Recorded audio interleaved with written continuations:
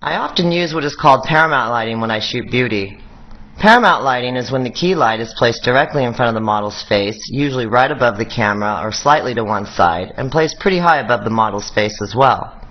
The lighting is easily spotted because of the strong lighting effect on the forehead, the bridge of the nose, and the upper cheeks, and the darker shadow under the nose, which resembles a butterfly. Thus, this lighting is also known as butterfly light. I call this lighting paramount lighting, which got its name from the photographers who shot a lot of the Hollywood movie stars during the golden era of Hollywood and nicknamed the lighting style after the movie studio. I can also enhance this lighting effect by either adding a reflector underneath the model's face to fill in the shadows if I think they're a little too harsh, or I can use another light as a rim light or a hair light, or I can do all three. I use loop lighting when I want a variation from the paramount lighting effect. Loop lighting is very similar to paramount, except that your key light is moved to one side instead of directly over the model's face, and usually a little lower. You'll see a small loop shadow coming off of the shadow side of the model's nose, but it shouldn't touch the cheek shadow. Rembrandt lighting is one of my favorite lighting effects. This type of lighting creates more shadow, therefore it's more dramatic looking. Its characteristic is a triangular shaped highlight underneath the eye on the shadow of the model's face. The key is placed high into one side of the model, so one side of her face is fully lit, while the other side falls into the shadows, creating a chiaroscuro effect, which I love. Chiaroscuro is the interaction between light and dark. I first discovered chiaroscuro light from studying the master painters such as Rembrandt, who Rembrandt lighting is named after. Using split lighting is a nice way to narrow a model's face. Your light should be placed so that one side of her face is completely lit while the other side of her face falls into the shadow.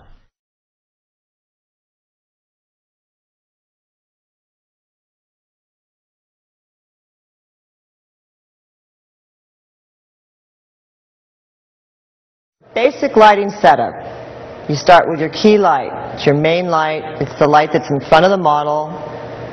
Positioned in front, you're usually right behind it, and it's lighting the front of the model.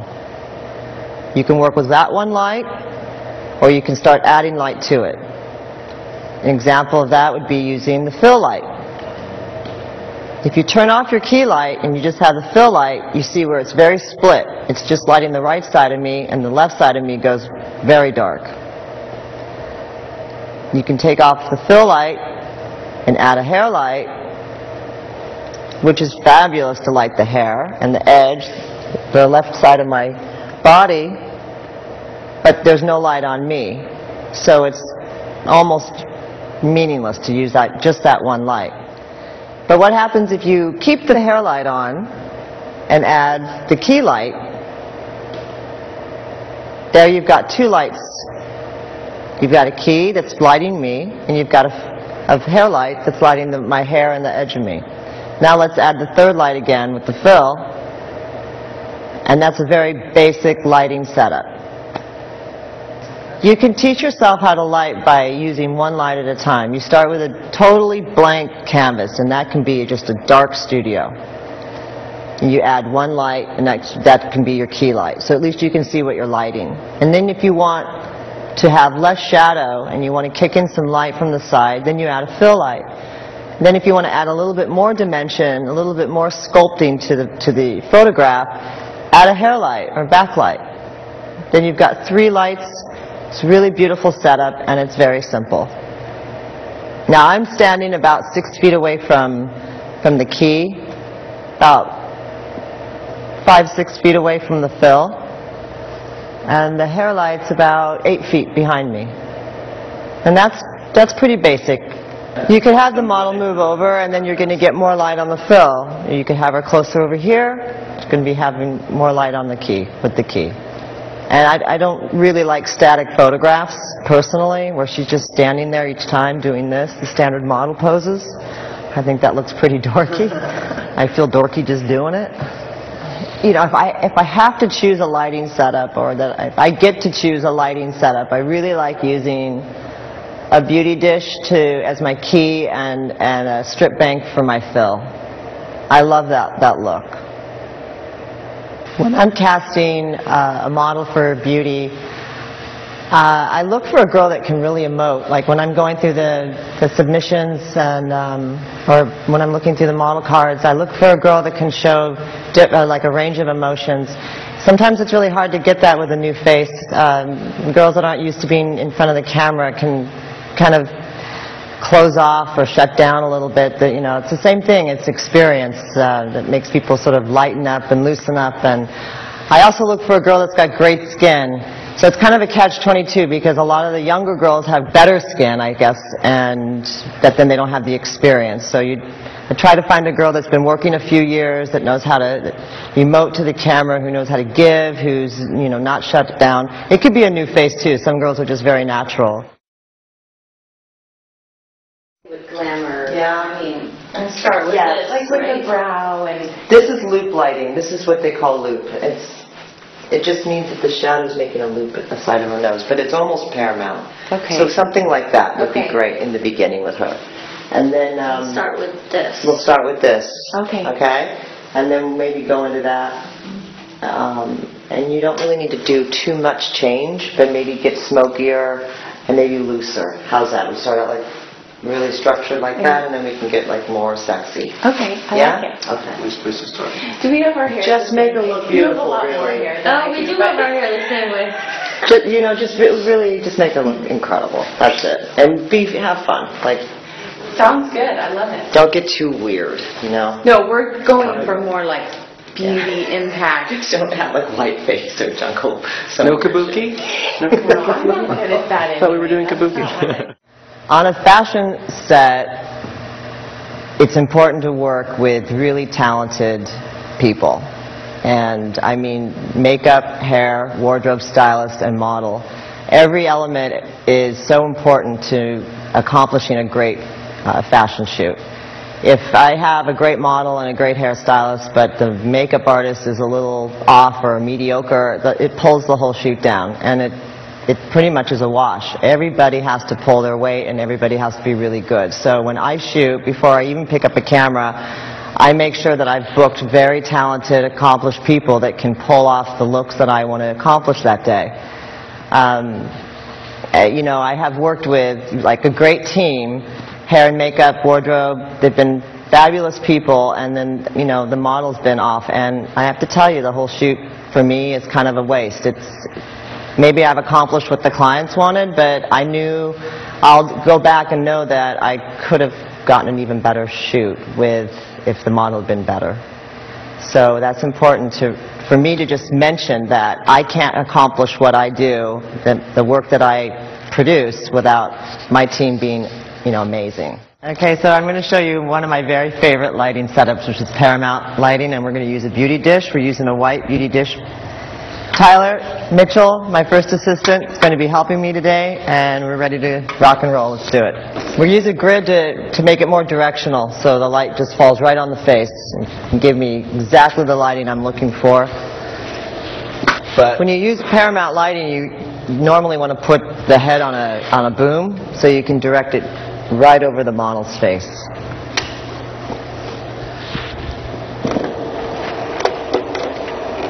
And I usually stand in and look at the light and look where it's going on myself, just feeling the light on me. And then I know where it's hitting the model. That's beautiful. It's good.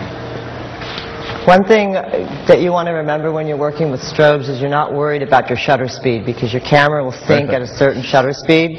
Mine syncs, I'm shooting with a D3, Nikon D3, it syncs at 200th of a second, so I'm going to keep it at 200. And normally it's about between f8 and f10 with beauty. Yeah. You don't want to close all the way down, you don't want to see every single pore and imperfection, but you don't want to open all the way up because you want to keep your depth of field sharp.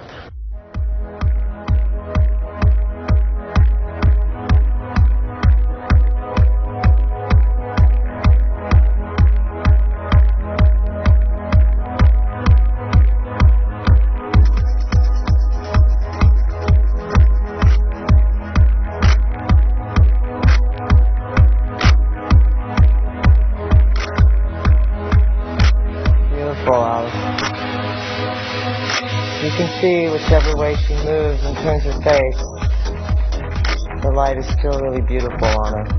I use ProPhoto because they're reliable and they're consistent. When I'm on a job, the last thing I want to worry about is my equipment going down. I use the Pro 8AA pack most of the time.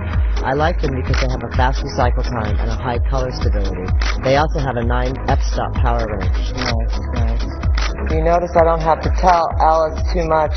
I'm not really talking to her because Alice knows how to move and emote. She works with the shutter, she moves every time I click.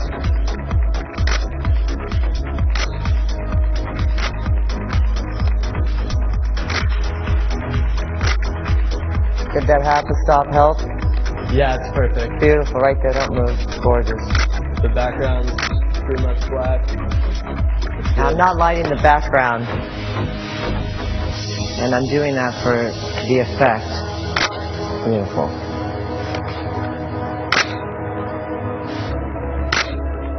So this is the end result. This is the shot that I chose from the Paramount lighting setup, and I turned it black and white. I love Paramount lighting when it's used in black and white, and I think it turned out beautiful. It's got the hollowed out cheekbones and the little shadow underneath the nose and the lip, and then obviously under the chin. And this is a really good example of what Paramount lighting looks like.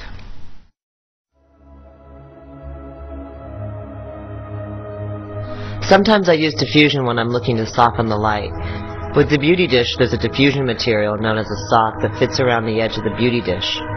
A sock will soften and disperse the light so it won't be as hard as direct light or even direct light with a grid. The sock is also good to use with models who have less than perfect skin.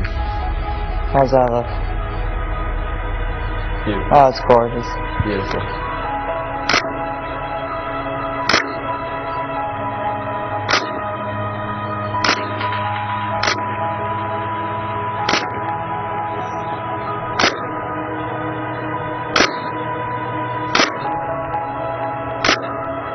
Looking on the monitor, this is the beauty dish with the grid only, and you see where you can start to see like a little bit of the rough skin, and you start picking up on imperfections. And then we put the stock,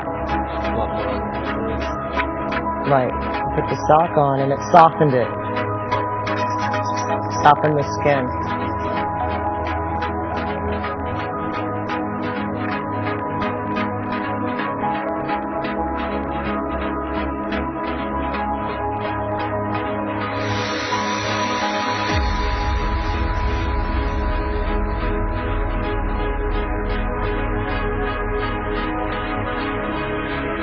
So this is Rembrandt lighting. Straight on to me. Beautiful. Right there. If you notice that the light now, you still have the light on the boom, but the boom is not directly over her face. It's just to the side here. So we create that beautiful highlight right underneath the eye, the triangular highlight. Gorgeous. And obviously that highlight's going to be falling right where, if her face is straight on to me, but when she moves her face to the side, look off a little bit that way, right there, you still get a really interesting dark shadow where the light's falling off. So again, you can use this as a basic lighting setup, but you can have your model move and then you're breaking the rules. You're seeing different light, seeing different shadows. You don't want to have the model just standing stiff right in front of you the whole day, getting the same shot over and over again. It's beautiful out. Yeah, play with that. It's weird, huh?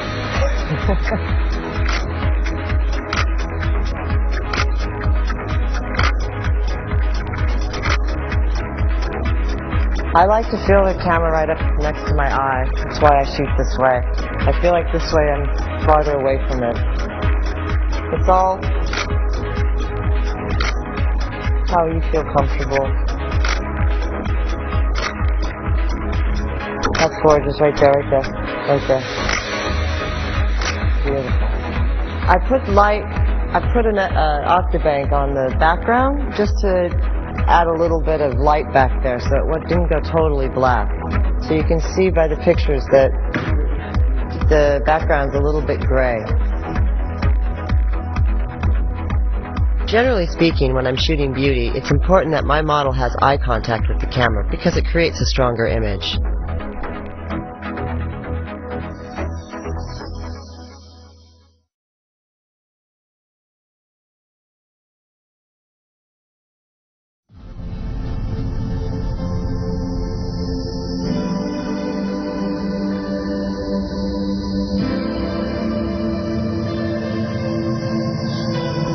Split lighting, a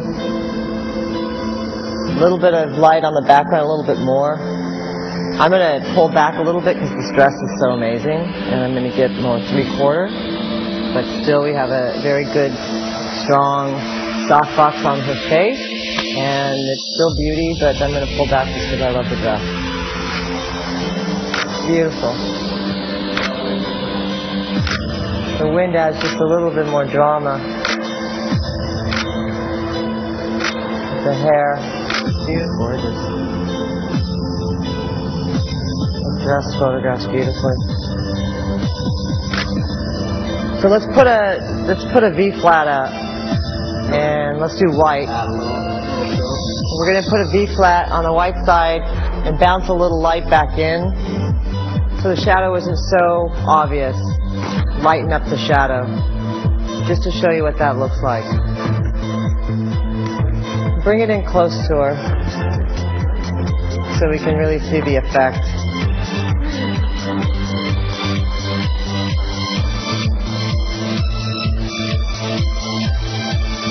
You still get the split lighting effect, but it's going to be less obvious now with the reflection.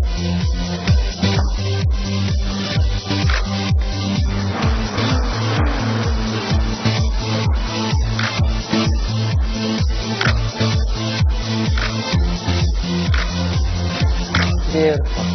Beautiful. I love her stance.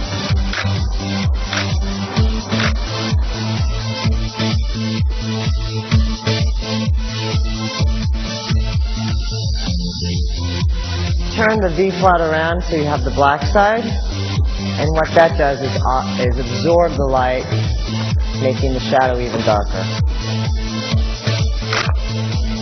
Make sure that we got that. It's very strong. You see how it brings in more detail on the dress as well. It's one reason why I don't overlight things. So we can pick up detail in the garment. Wait for it? There it is. Oh wow, that's awesome. Very dramatic.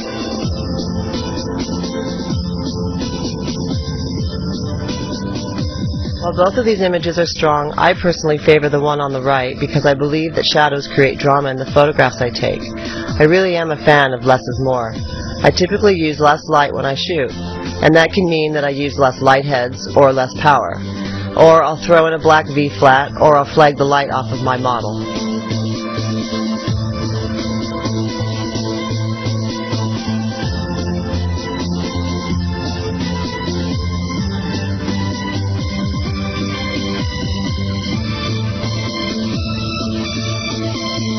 Loop lighting. Black V-flat. Ready to go. Fan? You gonna fan her? Always good to have the hair guy on the fan. Making sure the hair doesn't get all messed up. Yeah, go for it. If you notice, I'm using a fan here. Having the wind moving her hair around is a nice effect, and it gives an otherwise static image some movement and drama.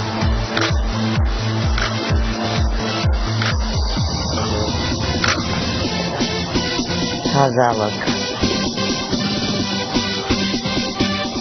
That's a perfect loop. Look at that.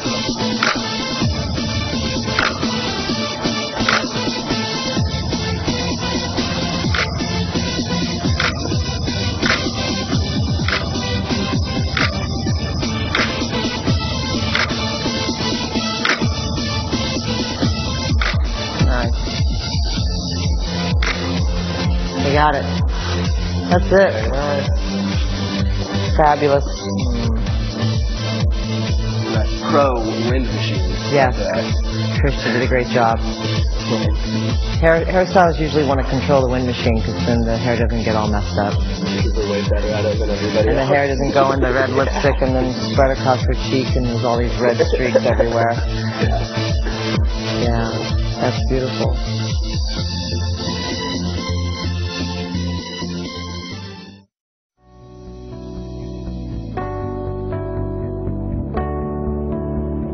So on this fashion lighting setup, I have a silver beauty dish with a grid as my key light with a single diffused white strip bank for my fill. I place the strip bank to the side of the model in order to pick up the detail on the clothing. Also, because the strip bank is narrower than a regular softbox, the light is a little more directional. The reason I'm using a silver beauty dish is to really pop the face and add some contrast. I'm also using 2 medium Chimera softboxes to light the background. They're placed equally on either side of the model and behind her in order to light the background evenly. Beautiful. I love the twirling. Nice.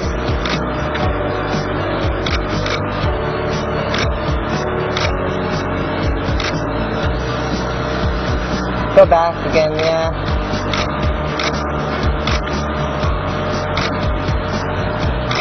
Beautiful. Beautiful. To the right just about 2 inches. There, that's better. Awesome. And if you're going to move, I guess move more to this side. Yeah. Yeah. Again, you can see I'm using the fan. This time I'm using it on the lower part of the dress because it had this very swooping hemline. So I wanted to add some drama to that dress and let it swing even more when she moved or when she turned, adding just more depth to the photograph and more drama to the photograph. Hold it.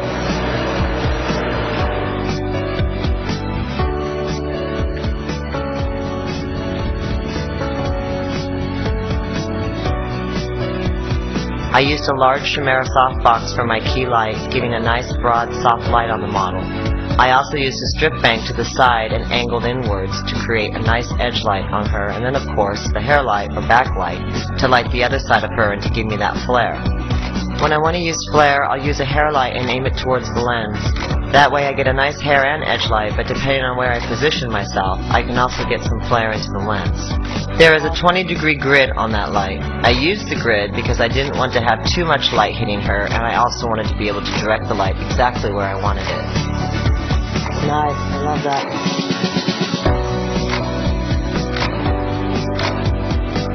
Really nice stuff. So nice. Look at that, look at all. Yeah, that's beautiful. Real emotional. I love it when you kind of look off like that. Yes. Beautiful. Love that. Love that. Timeless. Okay. It's done. Well, especially like that. Yeah, that's awesome. This is great. The way it's sitting the hair.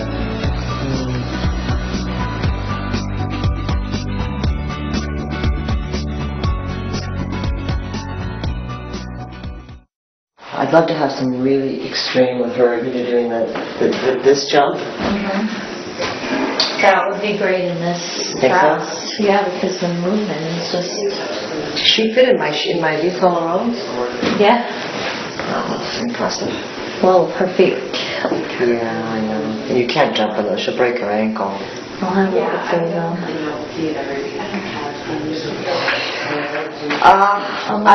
She's got... Yeah, you move so well. Thank you. It's wonderful. I don't know why I've never heard of you before. Okay, well let's just do this, and then maybe we'll throw in. I'd love to get some of you, doing this jump with the shorts and the little shirt, or we could put her in that again. This, because this was only... Yeah. Okay. Do you mind doing 2 more? Red and that, because it goes great. Yeah. And then you guys are adding, yeah. On this lighting setup, I took 2 heads, put grids on them so the light would be more directional, and then diffused them both in order to soften the harshness of the grids. I place them facing each other so the model can move in between them. The power is pretty even between the two lights, and her moving around in the light creates variations of light patterns on her. This creates an interesting effect when every frame is a bit different. It's best to use this lighting setup when you have a model who knows how to move. It's a tricky lighting setup, but the results can really turn out beautifully. You can look away from the camera because it's so split that there gets this line if you look straight on, so you can do this 3/4. Yeah? Or to the side, really nice profile.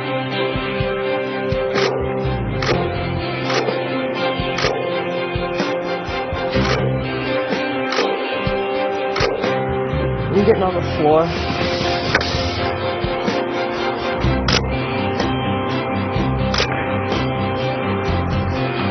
Ah, beautiful. Yep. Fantastic. Beautiful.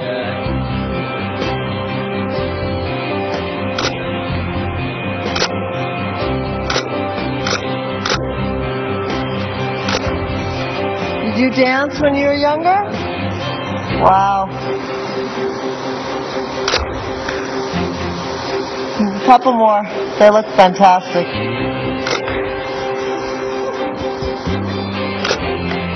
Fantastic. Okay. Yeah. Awesome. And my neck is dead.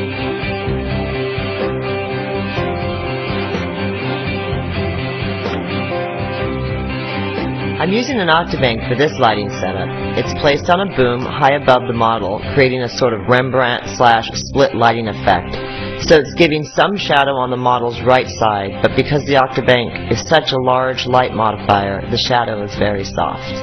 The nice thing about the Octabank is that they can really jump and move in this light. It just covers this whole area, and it's a gorgeous light. Remember, you don't want to put your light too much in the front because that's what flattens your surface. If you move it around to the side, even just a little bit, you create shadow, and it's what is more interesting. The shadows are more interesting than just regular, flat, boring light.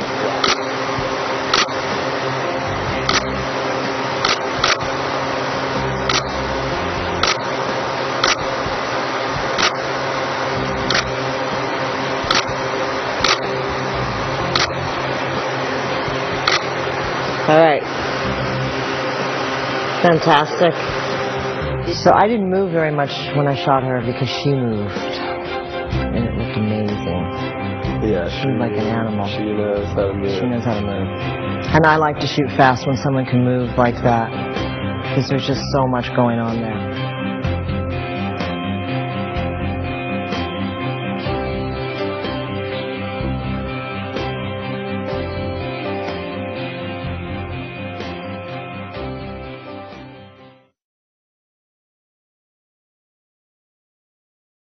Well, yeah, like I said, fashion photography is about the business of selling the clothes, and I have to make the clothes look the best. It's the product that I'm selling, that I'm photographing, that has to look awesome, has to look really good. So that's the first thing that I think of when I get an assignment is how am I going to photograph the clothing, whether it's an editorial or it's an advertising gig, how I'm going to make the clothing look its best. Side light is a really good, basic, no-brainer lighting for fabric because it picks up the tooth of the fabric and it picks up detail. You know, I got to tell you, if you start with a good model, you don't have to get them to I mean, I'm always friendly and courteous. I always am very polite and respectful with my models, and usually they're professional, and so they're coming to do a job, and I have a job to do, and we both know what our jobs are, so we get the job done. Sometimes, you know, I'll play music that they like. I mean, I don't care about listening to their music or, you know, whatever they need to do to relax a little bit and open up. But for the most part, nowadays, with the girls that I use and the guys that I shoot, they're all professional, so I don't have to do too much coercion or begging and pleading to get them to open up. I mean, you see, like watching me shoot today, I'm giving her very little direction because she knows how to move on her mark. She knows where the lighting is, and she knows, you know, that when the camera goes off, when the shutter goes off, that she's got to find another pose, and she does. You know, she's moving all the time. She's not just standing there like a deer in the headlights. What about a new face or like a girl that's an amateur? So yeah, again, like I'll play their, you know, their favorite music. I'll make them laugh. I'll act like a goofball. I'll do a class clown thing. I don't care, court gesture. I don't care what it takes, you know, get them to giggle. And, you know, usually I just make sure that they feel comfortable, that they don't feel like they're, I don't know, like no men in the dressing room kind of thing. Like there's nobody here to like take advantage of them. The whole thing's it's a professional shoot. Yeah. It's all above board, and you know, most of the time they're trying real hard to do a good job. So I haven't had too many occasions where I've had a real difficult girl. I did, you know, about a year ago with the brand new girl who was 16, and you know, she looked like she'd been crying all morning, and I come to find out a couple of days later that was her very, very first photo shoot of all time. And there's really nothing I can do at that point. I don't have enough time to go in and figure out the psychology behind why this girl is so stiff and uptight and reserved. Yeah. You know, I have a job to do. I got to get it done. So what I'll try to do is just make her laugh and open her up. And even if that opens her up for a split second and I can fire off 10 frames and then she closes up again, I'll just have to keep doing it and doing it and doing it until I compliment her a lot? The new faces, yeah. You know, there's a little bit more of complimenting going on, just to reassure them that they're doing a good job. By the time they've been doing this a couple of years, they've been told how amazing and beautiful they are, that they don't need to hear it one more time. But it always helps, too. I mean, we all love to hear compliments, you know? I still like it. Who doesn't? Right. So, of course, I'll compliment. And usually it's being honest. I'm not lying. They look amazing. I mean, the clothes hang better on a taller girl, and shooting low and shooting up on a girl just elongates the figure even more. So it just gives that much more length to the garment and the clothing. But I don't always shoot up. I mean, I'll usually shoot like mid-hip, waist level. I don't shoot down, and I don't usually, when I'm shooting fashion, I don't shoot eye level. Unless I'm moving around, though. Like, I'll break the rules there, too, you know. I might slap on a 28mm lens and just shoot from all different angles, you know, moving around the girl. If that's what the set dictates, if that's what the clothing dictates, I sort of play with it. I get it in the can and make sure I got the shot and make sure the clothing looks amazing, and then I might just, you know, throw on different lenses and play and experiment and take risks, you know. Like I said, sometimes, you know, the gold is in those accidents. It's those happy mistakes that, you know, you think you're going to go in and do this whole formula lighting, and you end up like, you know, you get that done, you get that in the can, and then you like take away a light, and you spill a light over here, and sometimes there's the shot. I'm always learning, and I'm always experimenting, I'm always making mistakes, and I keep learning from them, and that's what's challenging, and that's what keeps me in this game. I love that about photography. It's never ending.